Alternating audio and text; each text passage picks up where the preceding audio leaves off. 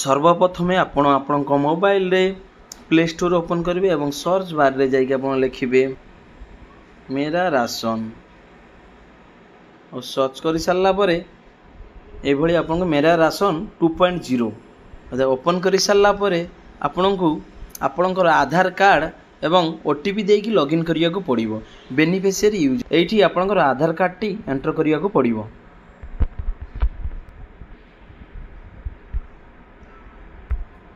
Then OTP रे click करिकी आपण को एठी आपणकर आधार ओटीपी टी दवा को पड़िबो और वेरीफाई रे क्लिक कर सारला परे आउ लॉगिन हो सारापर आपण आपणकर स्मार्ट राशन कार्ड टी आपणकर मोबाइल में डाउनलोड करी पारिबे। आउ डबल टैप कला परे आपणकर राशन कार्ड फ्रंट आउ बैक मध्य देखि पारिबे।